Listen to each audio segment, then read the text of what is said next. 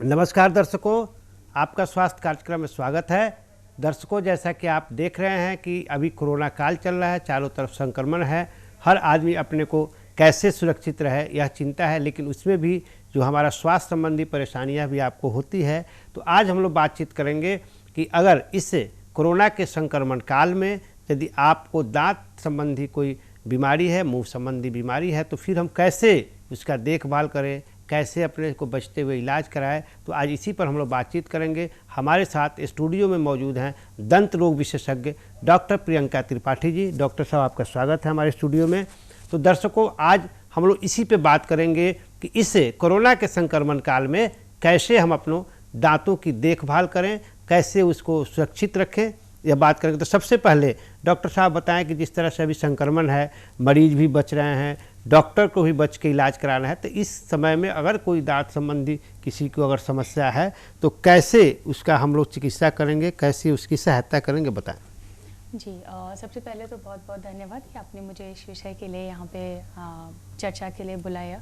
और मुझे बहुत खुशी है कि हम इतने महत्वपूर्ण विषय पे यहाँ चर्चा कर रहे हैं, क्योंकि ये बहुत ज़रूरी है डॉक्टर्स पॉइंट ऑफ व्यू से भी और मरीजों के पॉइंट ऑफ व्यू से भी, कि हम जानें कि ये बीमारी जो अभी कोरोना काल में, ये कोविड-19 के टाइम पे हमें कैसे खुद को भी बचाना है संक्रमण से, और कैसे ज़रूरी है इलाज कराना, तो वो इलाज हम कैसे ले सकते हैं। तो सबसे पहले मैं बात करती हूँ मरीजों की तरफ से क्या देखभाल होना चाहिए और क्या उन्हें देखने की ज़रूरत है। सबसे पहले ज़रूरत है मरीजों को कि वो अपने क्योंकि दांत का जो भी बीमारी होती है उसमें बिना इलाज के जल्दी कुछ होता नहीं है। मेडिसिन लेते हैं आप, थोड़े टाइम के लिए ठीक हो जाता है। उसका रीज़न ये है कि आप खाना खाते हैं, ओरल हमारा जो कैविटी है, जो हमारा मुंह है, वो ऑलरेडी फुल ऑफ बैक्टीरिया है, तभी हम खाने वगैरह को अच्छे से डाइजेस्ट कर पाते हैं। तो ऑलरेडी जब आप फूड लेते हैं, कहीं पे पहले से आपको कोई समस्या है, कीड़े लगे हुए हैं, ऐसा कोई बीमारी है, पायरिया वगैरह है, तो वो खाने का अंश जहाँ भी चिपका हुआ रह जाएगा, वो बीमारी और बढ़ेगी। तो इसमें आप मरीज क्या कर सकते हैं, सबसे पहली बात तो ये है कि वो टेली कम्युनिकेशन, यानी कि आप फ़ोन के माध्यम से अपने डॉक्टर से आप संपर्क कर सकते हैं। आपके जो डॉक्टर होंगे वो आपको फ़ोन के माध्यम से परामर्श दे सकते हैं। आप उनसे वीडियो कॉन्फ्रेंसिंग करके अपनी बीमारी उनको दिखा सकते हैं, व्हाट्सएप के जरिए उनसे पूछ सकते हैं, या फिर फ़ोन करके आप डायरेक्टली उनको पूछ सकते हैं। क्योंकि जब बहुत सारे जगहों पे अभी लॉकडाउन है, लॉकडाउन में बहुत सारी क्लिनिक्स बंद भी हैं, आप अपने घरों से बाहर नहीं जा पा रहे हैं। इस बीच में अगर आपको कोई समस्या होती है तो आप कॉल करके अपने डॉक्टर से पूछ सकते हैं, कम्युनिकेट कर सकते हैं आप फ़ोन के थ्रू। और दूसरी चीज़ है कि जहाँ पे लॉकडाउन नहीं है और जहाँ परेशानी है, लेकिन लोगों में डर है कि हम जाएंगे तो हमें कहीं कोविड कैच ना हो जाए ऐसा, तो उस टाइम पे क्या ज़रूरी है कि आप अपने आसपास की उन क्लिनिक्स का चुनाव करें जहाँ की कोविड-19 से लिए गए टिप्स, जो प्रिवेंटिव टिप्स हैं, वो जो बताए गए हैं, जो प्रोटोकॉल हैं, वो सारी चीज़ें प्रॉपरली फॉलो हो रही हों उस क्लिनिक पे। अब आप कैसे जानेंगे कि क्या प्रोटोकॉल फॉलो करना है क्या नहीं, तो उसकी गाइडलाइंस है, बहुत लंबी चौड़ी WHO की एक लंबी लिस्ट है। तो उसमें आप 2-4 चीज़ें ध्यान रख सकते हैं कि आप जिस क्लिनिक पे जा रहे हैं वहाँ आपका टेम्परेचर रिकॉर्ड किया जा रहा हो। टेम्परेचर रिकॉर्ड करना इसलिए ज़रूरी है कि शरीर में कोई भी इन्फेक्शन कभी होता है तो टेम्परेचर राइज होता ही है थोड़ा ना बहुत। और कोविड-19 का एक कॉमन सिम्टम है फीवर। तो फीवर अगर है या टेम्परेचर राइज हो रहा है तो वो लोग वहाँ पे चेक करेंगे। दूसरी चीज़ जो है वो आपका वो ऑक्सीजन लेवल चेक करते हैं। ऑक्सीजन लेवल चेक करते हैं क्योंकि कोविड, आपको पता ही है, कोविड-19 जो है वो लंग्स में जल्दी हो रहा है। हमारी जो सांस की जो नलियाँ हैं, वो जो सिस्टम है वो अफेक्टेड हो रहा है, तो सांस लेने में तकलीफ़ हो जाती है। तो अगर आपका ऑक्सीजन लेवल 90% से कम है या ऐसा है, तो वो उनके पास एक ऑक्सीमीटर मशीन होती है, उसमें वो चेक करते हैं और फिर आपको बताएंगे कि आपका कैसे है। तीसरी चीज़ आपको जो सबसे इम्पॉर्टेंट है वो ध्यान में रखना है कि वहाँ प्रॉपर सैनिटाइजेशन और डिसइंफेक्शन प्रोटोकॉल फॉलो हो रहे हैं या नहीं। सैनिटाइजेशन का मतलब है जब आप एंटर कर रहे हैं तो आपका properly hand sanitization, hand washing और ये सब कराया जा रहा है कि नहीं, और उस प्रॉपर क्लिनिक में, उस जगह पे, वहाँ पे प्रॉपर डिसइंफेक्शन हो रहा है कि नहीं। प्रॉपर डिसइंफेक्शन का मतलब है कि डिसइंफेक्टेंट स्प्रे होते हैं, जैसे हम लोग सोडियम हाइपोक्लोराइड और इस तरीके के स्प्रे को यूज़ करते हैं, एथेनॉल या फिर प्रोपेनॉल के स्प्रे को यूज़ करते हैं, तो ये सरफेस डिसइंफेक्टेंट का काम करते हैं। जो सरफेस, जैसे पेशेंट्स आते हैं या जाते हैं तो कई चीज़ें टच होती हैं उनसे, तो वो प्रॉपरली वाइप्ड होना चाहिए, स्प्रे होना चाहिए, वहाँ पे डिसइंफेक्शन का जितनी भी चीज़ें हैं वो फॉलो होनी चाहिए। और तीसरी चीज़ क्या होती है कि क्योंकि हम ओरल इसकी बात कर रहे हैं, हम बात कर रहे हैं मुंह और दांत संबंधी रोगों के बारे में, तो सबसे इम्पॉर्टेंट है कि जब भी आप अपने डेंटिस्ट से मिलने जा रहे हो तो अपनी ओरल कैविटी को अच्छे से क्लीन करके जाइए, ब्रश प्रॉपर्ली करके जाइए। वहाँ आपको एक स्पेशल माउथ वॉशेस दिए जाते हैं रिंस करने के लिए, उनको प्रॉपर्ली यूज़ करिए। जैसे आपके डॉक्टर आपको जो जो चीज़ें स्टेप्स बताते जाएं उन चीज़ों को फॉलो करते हुए जाइए, क्योंकि आपको पता है कि यहाँ अभी हमारे पास केवल सावधानी ही है ना, वो सावधानी हमें ज़रूर से बरतनी है। और एक सबसे इम्पॉर्टेंट है कि आप जब अपने घर से बाहर निकले तो मास्क ज़रूर से लगा करके निकले, क्योंकि अभी कुछ दिनों पहले एक आर्टिकल मैं कहीं पे पढ़ रही थी कि अभी मास्क ही वैक्सीन है ना। तो वैक्सीन क्यों है वो, क्योंकि हमारे पास अभी प्रॉपरली वैक्सीन कोई आई नहीं है, कोई मेडिसिन नहीं है, तो हमें मास्क ही लगा करके अपने आप को बचाना है। एटलीस्ट क्रॉस इन्फेक्शन से तो बचा ही सकते हैं। और मास्क यूज़ करने का तरीका भी प्रॉपर होना चाहिए। आप जब मास्क लगाएं तो पहले तो साफ़ सुथरा मास्क लगाएं, आपका नाक और मुंह उससे अच्छे से कवर्ड हो। कुछ लोग मास्क लगाते हैं, नाक खुला रहता है या फिर उनको सांस लेने में देगी, क्योंकि मास्क की आदत नहीं है। आप जैसे जैसे यूज़ करते जाएंगे आपको आदत होती जाएगी, आप आराम से रेस्पिरेशन करते जाएंगे। जो ये तो थी मरीजों की तरफ से लेने वाली सावधानियाँ। दूसरी जो हम डॉक्टर्स लोगों को लेने की ज़रूरत पड़ती है, तो डॉक्टर्स आई थिंक सारे लोग जानते हैं कि क्या है, क्योंकि रोज़ एक नई गाइडलाइन आ रही है, रोज़ आप लोग एक नई चीज़ों को फॉलो कर रहे हैं। तो जो बेसिक चीज़ें हैं वो मैं यहाँ पे बता देना चाहूँगी कि जो पर्सनल प्रोटेक्टिव इक्विपमेंट्स आते हैं उनमें ड्रेसेस होती हैं, उनमें मास्क होते हैं, शील्ड होते हैं, वो सारी चीज़ें डॉक्टर्स को लेनी पड़ेंगी। प्रॉपर ग्लव्स वगैरह तो फॉलो करते ही हैं, प्रॉपर ग्लव्स पहन करके हर पेशेंट में ग्लव्स चेंज हो, हर पेशेंट के बाद आपका हेड कैप आप लगाएं, हेड कैप चेंज करें, मास्क चेंज करें। आपका जो फेस शील्ड आप लगा रहे हैं वो फेस शील्ड अच्छी क्वालिटी का होना चाहिए। एक्चुअली 2-3 तरीके की फेस शील्ड आती है, लेकिन मैं प्रेफर करती हूँ कि ग्लास वाली जो फेस शील्ड होती है वो ज़्यादा अच्छी होती है, क्योंकि जब आप काम कर रहे होते हैं पेशेंट के ऊपर तो उसमें फॉगिंग होने लग जाती है। तो ग्लास वाली फेस शील्ड में जल्दी फॉगिंग नहीं होती, प्लस उनका स्टेरिलाइजेशन करना ज़्यादा ज़रूरी होता है। स्टेरिलाइजेशन बहुत ईजी होता है उनका। तो just cold sterilization and hot sterilization 2 method होते हैं स्टेरिलाइजेशन के। आप उनका कोल्ड स्टेरिलाइजेशन करके उनको आराम से यूज़ कर सकते हैं। हर पेशेंट में आप 2-3 फेस शील्ड्स रखें, उसको चेंज करते रहें। और एक जब आप केवल कंसल्टेशन कर रहे हो तो एक थोड़ी सी दूरी मेंटेन करके करें, क्योंकि दूरी भी बनाए रखना एक प्रोटोकॉल में है कि एटलीस्ट 2 फीट 6 फीट की दूरी रखनी चाहिए। तो वो दूरी रख करके करें ताकि ना आप इन्फेक्टेड हो और ना कोई पेशेंट आपसे इन्फेक्टेड हो। और सबसे इम्पॉर्टेंट चीज़ है कि आप अपनी क्लिनिक पे जितनी भी स्टेरिलाइजेशन के मेथड हैं वो सारी चीज़ें यूज़ करें। एक प्रॉपर ऑटोक्लेव रखें, अपने जितने इंस्ट्रूमेंट्स आप प्रोसीजर में यूज़ कर रहे हैं उन सबको अच्छे से ऑटोक्लेव करें।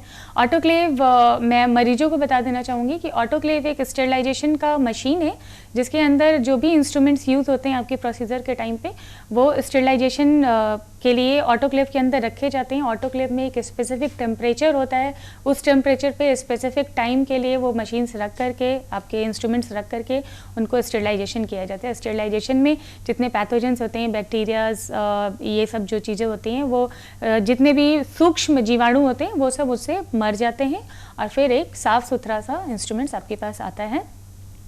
ये इतनी चीज़ें हम डॉक्टर्स और पेशेंट्स इसको फॉलो कर सकते हैं। कहने को तो बहुत सारी चीज़ें, बट मैंने संक्षिप्त में आपको इतना बता दिया है। बहुत अच्छी बात है। एक तो आपने अच्छा बता दिया कि क्या अभी का प्रोटोकॉल है, क्योंकि अभी कई लोगों के मन में शंका है कि मैं बीमार हूँ, वहाँ जाएंगे तो मेरा इलाज होगा कि नहीं, लेकिन आपने बताया इन चीज़ों को। अब हम लोग बात करेंगे कि मरीज के बारे में जो है कि एक सावधानी आपने बताया। अब दांतों की जब बात है हो रही है तो कौन कौन सी ऐसी मुख्य बीमारी है, दांतों की प्रमुख कुछ बीमारियाँ हैं, बताइए।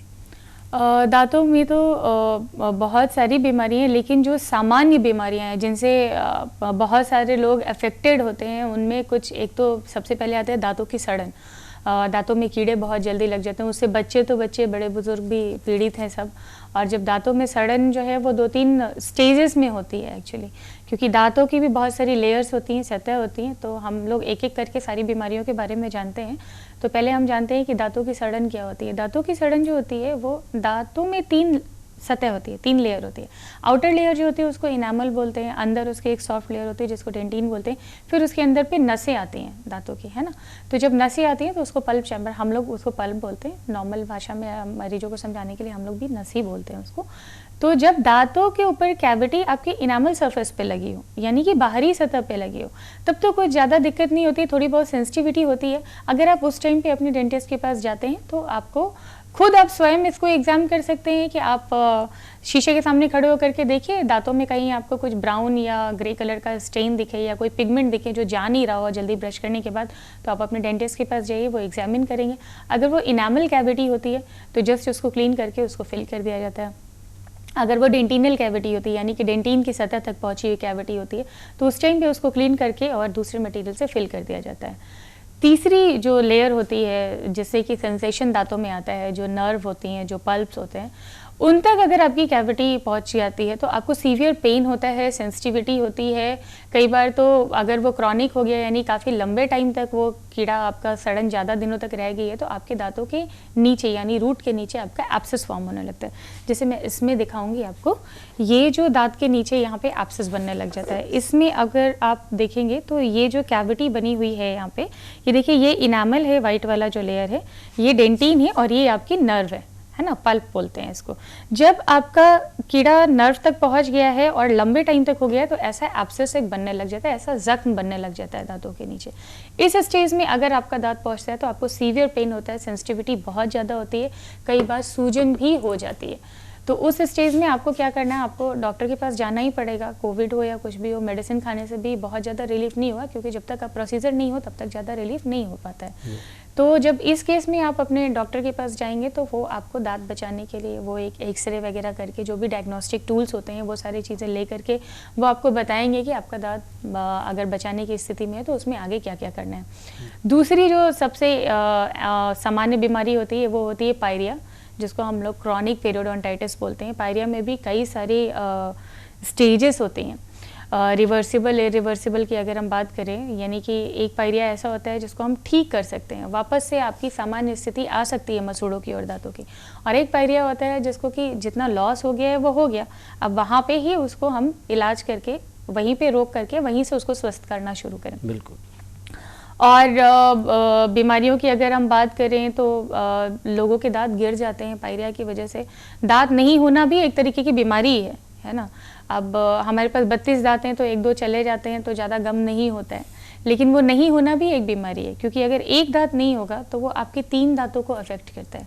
कैसे? वो ऐसे कि अगर जैसे इसकी अगर हम बात करें, इस मॉडल में अगर ये एक दांत नहीं हो तो आपके अगल बगल के दोनों दांतों का तो लॉस हो ही जाता है अटैचमेंट का, उनको मजबूती नहीं मिलती है, अगल बगल से सपोर्ट मिल रहा होता है दांतों को, प्लस इसके ठीक ऊपर वाला जो दांत है वो भी कमज़ोर हो जाता है, क्योंकि उसको भी तो नीचे का सपोर्ट नहीं मिल रहा होता है ना। तो इस तरीके से आपके दांत लूज होने लग जाते हैं, वीक होने लग जाते हैं। तो दांत नहीं होना भी एक बीमारी है। उसके बाद बहुत सारी बीमारियां हैं, जैसे कि ग्लॉसाइटिस वगैरह हो जाती है लोगों को, पुअर हाइजीन जिनका रहता है, जो अच्छे से साफ़ सफाई नहीं कर पाते हैं, उनको टंग में भी बीमारी हो जाती है। और मेन तो यही सारी चीज़ें हैं, ये जो सामान्य बीमारियां हैं वो यही हैं जिन पे ध्यान देने की ज़रूरत है, जो आप खुद ध्यान दे करके इनको ठीक कर सकते हैं, ऐसी बीमारियां। जी, एक और इसमें है कि जैसे अभी तक हम लोग देखते हैं कि बहुत जगह अभी भी दातून से लोग दांत अपना साफ करते हैं। ऐसा मानना है कि दातून से हमारे दांत मजबूत होते हैं। अभी इधर एक ब्रश करने की परंपरा धीरे धीरे बहुत ज़्यादा प्रचलन हुआ, गाँव से लेकर शहर तक भी। लेकिन क्या कुछ खास ब्रश और दातून में क्या अंतर है, और क्या ब्रश करने के लिए कोई तकनीक होती है क्या, कि ब्रश हम कैसे करें ताकि हमारी दांत बचे, बताया जाए? देखिए, दातून जो है वो पहले के ज़माने में इसलिए यूज़ होता था क्योंकि दातून में एंटीबैक्टीरियल प्रॉपर्टीज़ होती थी। और जैसा कि है हमारा आयुर्वेद, हमारा सबसे पुराना ये है मेडिसिन है, हम लोग आयुर्वेदा ही फॉलो करते हुए आए हैं शुरू से। तो दातून इज़ स्टिल बेस्ट, दातून अच्छा है क्योंकि उसमें नेचुरल एंटी बैक्टीरियल आपको मिल रहा है सब कुछ। लेकिन दातून इसलिए अभी आउटडेटेड होता जा रहा है, दातून को इसलिए मना करते हैं सारे डेंटिस्ट भी और बाकी लोग भी, क्योंकि दातून का इस्तेमाल करने पे दातून बहुत कड़ा होता है, वो ब्रश जैसा उसमें शेप नहीं होता है। तो दातून कड़ा होता है, तो जब आप ब्रश करते हैं तो क्या होता है, आपके मसूड़ों पे जोर लगता है, मसूड़े नीचे गिर जाते हैं और दांतों का इनामल जो है वो लॉस होने लग जाता है, इनामल की तरफ से कट होने लग जाता है। इसलिए दातून को थोड़ा हम लोगों ने बोला है कि ना यूज़ करें, ब्रशों का ज़्यादा इस्तेमाल करें। लेकिन ब्रश इस्तेमाल करते टाइम भी आपको सावधानी बरतनी है, आपको ये जानना है कि कौन सा ब्रश हमारे लिए अच्छा है। बहुत कड़े ब्रिसल्स वाले ब्रश अगर आप यूज़ करते हैं तो आप अपना हार्म ही कर रहे हैं, मतलब लॉस ज़्यादा हो रहा है, बेनिफिट कम हो रहा है आपको। तो आप एक सॉफ्ट टूथब्रश लें, जिनके सॉफ्ट ब्रशल्स हो या एक्स्ट्रा सॉफ्ट ब्रशल्स हो, उन्हीं से ब्रश करें। प्लस एक सवाल आपने भी पूछा, ब्रश करने का तरीका। ब्रश करने का तरीका बहुत इंपॉर्टेंट है, बहुत ज़रूरी है। अगर आप सही तरीके से ब्रश नहीं करते हैं तो आप नुकसान ज़्यादा कराते हैं, फ़ायदा कम कराते हैं, है ना। तो मैं आपको बताती हूँ, ब्रश करने के बहुत सारे तरीके हैं। जैसे अगर आप हमारे टर्मिनोलॉजी पे जाइएगा तो हमारा मेथड बोलता है, एक फोन्स मेथड है, एक मॉडिफाइड मेथड है, लेकिन मैं आपको बताती हूँ सिंपल वे में कि हम कैसे ब्रश कर सकते हैं। 2-3 तरीके होते हैं ब्रशिंग के। जैसे ये आपका मुंह होता है, ये आपका पूरा ओरल कैविटी होता है, इसको आप खोलते हैं तो ऐसा दिखता है। ब्रश हमेशा सॉफ्ट ब्रिसल्स का ही यूज़ करें, है ना, एकदम सॉफ्ट होना चाहिए। जो ब्रश हैं इसके, ये सॉफ्ट या एक्स्ट्रा सॉफ्ट होने चाहिए। जब आप मुंह खोलते हैं ऐसे तो एक अच्छा पेस्ट यूज़ करें, जो आपको अच्छे पेस्ट आपके डेंटिस्ट आपको सजेस्ट कर सकते हैं कौन सा अच्छा होता है, ऐसा वो पेस्ट आप लीजिए। और पेस्ट को पहले अपने दांतों के चारों तरफ इससे ऐसे करके स्प्रेड कर लीजिए ब्रश से, है ना। फिर जब आप मुंह खोलते हैं तो आपको ब्रश ऐसे करना है कि आपके दांतों में जो प्लैक है और जो फूड पार्टिकल है वो बाहर निकले, ना कि दांत के अंदर से, है ना। तो सबसे पहले आप ऐसे करते हैं और आपको राउंड सर्कुलर मोशन में ब्रश करना है, ऐसे राउंड सर्कुलर मोशन, दांत बंद रहने चाहिए, दांत बंद करके ऐसे, ठीक है। उसके बाद आप मुंह खोलिए ऐसे, तो आपका ये जो पोर्शन है, ये जो दांतों का पोर्शन है, इसमें आपको ब्रश ऐसे ट्रू एंड फ्रो मोशन में करना है, आगे पीछे करते हुए, आगे पीछे करते हुए। सिमिलरली ऊपर के दांतों में भी आगे पीछे करते हुए, ठीक है। जब आप फिर सामने की तरफ ब्रश करेंगे तो आपका एक और तरीका होता है ब्रशिंग का, जिसमें आधे ब्रश जो है वो गम की तरफ होते हैं और आधे दांत के ऊपर होते हैं। उसमें भी ब्रश आपको सर्कुलर मोशन में ही करना है, राउंड सर्कुलर मोशन में। ऐसे ऐसे जो ब्रश करते हैं ना, उससे क्या होता है, ऐसे ऐसे ब्रश करने पे ये आपका गम नीचे जाता है और गम रिसीड हो जाता है, यानी मसूड़ा नीचे गिर जाता है, प्लस आपका ये जो पोर्शन होता है दांत का, ये कटने लग जाता है, यहाँ से कटने लग जाता है। तो इनामल भी गया आपका, डेंटिन भी गया। तो आपने ब्रश करके जितना दांतों को साफ नहीं किया, बचाया नहीं, उससे ज़्यादा आपका नुकसान हो गया इसमें। तो प्रॉपर तरीके से ब्रश करना है, सॉफ्ट ब्रश करना है, सर्कुलर मोशन में ब्रश करना है। इतने सरफेस क्लीन करने के बाद आप देखेंगे कि आपके दांतों के पीछे की तरफ बहुत सारे लोग ब्रश नहीं करते हैं, या हम जो कैंप्स करते हैं या बहुत सारे मरीजों से मिलते हैं तो बोलते हैं हमें पता ही नहीं था कि पीछे की तरफ भी ब्रश किया जाता है, जिसकी वजह से सारा टार आपके दांत के इस तरफ आकर के जमा हो जाता है। तो ब्रश पीछे की तरफ भी करना है। पीछे की तरफ ब्रश आप कैसे आसानी से कर सकते हैं, ब्रश को लेंगे, 45 डिग्री के एंगुलेशन पे रखेंगे, हल्का सा एंगल बनाएंगे और उससे ऐसे वाइब्रेशन देते हुए दांतों को साफ करेंगे। हल्का हल्का वाइब्रेट करेंगे और बाहर निकालेंगे, हल्का वाइब्रेट करके बाहर निकालेंगे। सिमिलरली इधर की तरफ भी ऐसे ही ब्रश करेंगे, इधर भी ऐसे ही ब्रश करेंगे। फिर ऊपर की तरफ जब दांत आते हैं तो ऊपर भी पीछे की तरफ ब्रश करना ज़रूरी है। ऐसे ऐसे घुमाते हुए ब्रश करेंगे, ठीक है। इधर भी पीछे की तरफ, इधर भी पीछे की तरफ, ऐसे करके और फिर अच्छे से कुल्ले करके। और ब्रश करने के बाद एक और ज़रूरी चीज़ होती है कि आप अपनी जीभ को भी साफ़ करिए। जीभ पे भी बहुत सारे बैक्टीरियाज होते हैं, पूरी कॉलोनी उनकी बनी होती है। तो ब्रश तो कर लिया, अगर टंग क्लीन नहीं किया तो फिर उतनी बैक्टीरियाज हैं आपके मुंह में ऑलरेडी। तो आपको टंग को भी क्लीन करना है अच्छे से। टंग क्लीनर से क्लीन करिए या आप ब्रश से क्लीन करिए, या ब्रश के पीछे ऐसे सेरेशंस बने होते हैं, डिज़ाइंस बनी होती हैं, ये इनसे भी आप अपनी जीभ को क्लीन कर सकते हैं। तो दांतों को साफ करने के साथ साथ आपको अपनी जीभ को भी क्लीन करना है, तब आपकी ओरल कैविटी पूरी तरीके से क्लीन होगी। तो ये एक तरीका था ब्रशिंग का, मैंने आपको अभी बताया कि ब्रश ऐसे करते हैं। दूसरी चीज़ है कि केवल ब्रश करने से तो हाइजीन मेंटेन होगा नहीं। आपने ब्रश कर लिया, फिर आप कुछ खाना पीना खा रहे हो तो फिर प्लैक आपका जमेगा। तो उसके लिए ज़रूरी है कि आप माउथ वॉश का यूज़ करें। जो माउथ वॉश हैं मार्केट में बहुत सारे रेगुलर माउथ वॉश भी हैं अवेलेबल। प्लस आप अपने डेंटिस्ट के पास जब आप जाते हैं तो आप उनसे सजेशन ले सकते हैं कि कौन सा माउथ वॉश आपके ओरल हेल्थ के लिए बेटर है, क्योंकि हर इंसान का गम अलग होता है, नीड अलग होती है दांतों के लिए। तो आप वैसे जो माउथ वॉश आपको सजेस्ट किए जाते हैं वो माउथ वॉश आप रेगुलरली यूज़ करें। फिर हम यहाँ बात कर रहे हैं ओरल हाइजीन की, मेंटेनेंस की, कि हम अपने दांतों की साफ़ सफाई का कैसे ध्यान रखें। तो तीसरी सबसे इम्पॉर्टेंट चीज़ आती है, वो होती है फ्लॉस। फ्लॉस एक धागा होता है जो दांतों के बीच में डाल करके दांतों के गैप को क्लीन किया जाता है, उसको क्लीन करें। जब भी आप खाना खाएं तो उसके बाद ज़रूर से क्लीन करें, और 2 बार ब्रश ज़रूर से करें, morning and evening 2 bar brush ज़रूर से करें। उसको अपनी हैबिट ही बना लें कि 2 बार तो हमें ब्रश करना ही करना है, ऐसा। मैक्सिमम आप 3 टाइम्स ब्रश कर सकते हैं, उससे ज़्यादा नहीं करना चाहिए ब्रश, क्योंकि उससे ज़्यादा ब्रश करने पे फिर आप वही अपना गम लॉस कर रहे हैं और दांतों के स्ट्रक्चर को लॉस कर रहे हैं। तो आप मैक्सिमम 3 बार ब्रश कर सकते हैं। और जब हम ब्रशिंग की बात कर रहे हैं तो एक बहुत इंपॉर्टेंट फैक्टर रहता है कि ब्रश हम कितनी देर तक करें। अगर आप सॉफ्ट ब्रश से भी ब्रश कर रहे हैं और ब्रशिंग आप 15 मिनट 20 मिनट आधे घंटे तक कर रहे हैं तो वो आपको फ़ायदे से ज़्यादा नुकसान करता है। तो ब्रश करने का एक टाइम लिमिट होना चाहिए, मैक्सिमम 2 मिनट तक आप ब्रश कर सकते हैं। और कई बार हम लोग अपने मरीज़ों को ये सजेस्ट करते हैं कि जैसे आपको टाइम का पता नहीं चलता, क्योंकि मरीज़ बोलते हैं भाई हम घड़ी लगा के तो जाते नहीं, हमें पता कैसे चलेगा। तो इधर आप एक स्टॉप वॉच टाइप की चीज़ें खरीद सकते हैं, जो आप ऐसा उल्टा करके रख लीजिए, उससे सैंड गिरता रहता है, तो वो 2 मिनट का स्टॉप वॉच या तो आप यूज़ कर लीजिए, या आजकल मोबाइल फ़ोन में स्टॉप वॉच होता है आप उसको यूज़ कर लीजिए।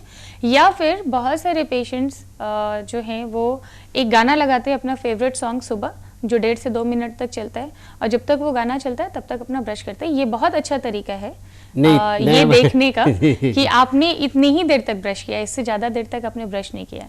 और सुबह सुबह संगीत सुनने से लोग कहते हैं मूड भी फ्रेश होता है और ब्रशिंग भी आपकी कंप्लीट हो जाएगी 2 मिनट वाली। और जब ब्रश की बात कर रहे हैं तो ब्रश को एवरी 3 मंथ्स में चेंज कर दें, वो ज़्यादा ज़रूरी है, क्योंकि ब्रिसल्स एकदम ऐसे मुड़ जाते हैं और तब आप ब्रश करते हैं तो कोई फ़ायदा नहीं होता ब्रश करने का, ना तो उससे प्लैक आपका निकलता है, उल्टा वो और हार्ड हो जाता है, वो दातून से भी ज़्यादा ख़राब हो जाता है, जो आपकी गम को और रिसीड करता है। तो बेटर है कि इस तरीके से आप अपना ब्रश 2 महीने में चेंज करें, 3 महीने में 2 मिनट से ज़्यादा ब्रश नहीं करें, 3 बार से ज़्यादा ब्रश नहीं करना चाहिए। वैसे तो कहते हैं मिड डे मील के बाद, यानी दोपहर के खाने के बाद अगर आप 15-20 मिनट के बाद आप ब्रश करते हैं तो वो ज़्यादा अच्छा मेथड है हाइजीन को मेंटेन करने का।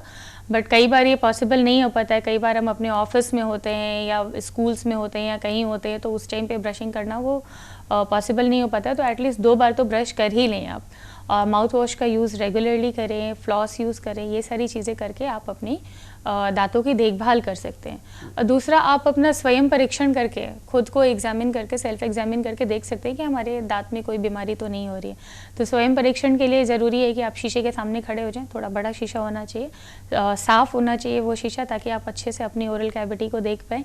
आप देखिए उसमें दांतों को, नीचे के दांतों को तो आप सारी जगह पे खुद ही एग्जामिन कर सकते हैं कि यहाँ कहीं हमें कोई काला धब्बा दांत के ऊपर या कोई स्टेन या ब्राउन कलर का कुछ ऐसा दिख तो नहीं रहा है कि हमारे दांत खराब हो रहे हैं ऐसा। ऊपर के दांतों के लिए आप या तो एक डेंटिस्ट मिरर करके आता है, छोटा गोल सा होता है, हैंडी मिरर होता है, आप या तो वो देख सकते हैं उससे, या फिर अपने किसी साथ वाले को थोड़े डिस्टेंस पे खड़े करके आप उनसे एग्जामिन करवा सकते हैं। कुछ सतहें होती है जहाँ पे दूसरों के एग्जामिन करने की ज़रूरत होती है, अदरवाइज मोटा मोटा एग्जामिन आप खुद ही कर सकते हैं देख करके। जहाँ भी आपको ऐसा कोई स्टेन नज़र आए जो जल्दी स्क्रैच करने पे जा नहीं रहा हो, या ब्रशिंग करने के बाद भी नहीं जा रहा हो, या हल्की बहुत सेंसेशन हो रही हो दांतों में, ठंडे गर्म पानी से सेंसिटिविटी हो रही हो, या मीठा कुछ खा रहे हैं तब सेंसिटिविटी हो रही हो, तो आप अपने नियरेस्ट डेंटिस्ट के पास जा करके एक बार प्रॉपर फॉलोअप चेकअप कराएं।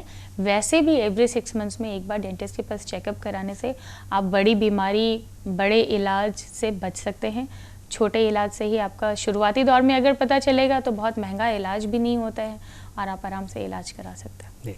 तो आप, यह तो बड़ी अच्छी बात हुई, चूँकि दांत के लिए मेन है कि सफाई देखभाल, अभी आप बोले हैं जैसा कि अगर आप सही देखभाल करें तो इसका कम बीमार होगा। अभी एक बात होता है कि दांत को जो उखाड़ने की बात थी पहले, छोटा सा भी कोई दर्द हुआ, कुछ हुआ, हम लोग ऐसा देखते रहे हैं, या एक ऐसा वातावरण था, उखाड़ दिया जाता था दांत को ही। लेकिन अभी चूँकि अभी नया जो आधुनिक बहुत ऐसे मेथड आ रहे हैं दांतों के, तो कौन ऐसे नए तरीके आए हैं कि हम ज़्यादा से ज़्यादा अपने बीमार दांतों को भी बचाएं, और फिर वह स्थिति नहीं हो कि बात बात में पहले डॉक्टर उसको कर लेते थे। तो कौन ऐसी पद्धति आई है जो हमारे दांतों को बचा सकती है, और हम वह उस पद्धति को अपना के अपने दांत को ज़्यादा दिन तक सुरक्षित रख सकते हैं? ये बहुत ही अच्छा सवाल है, क्योंकि जानकारी के अभाव में बहुत सारे मरीज भी आते हैं और वो भी कहते हैं कि दांत उखाड़ ही दीजिए हमारा।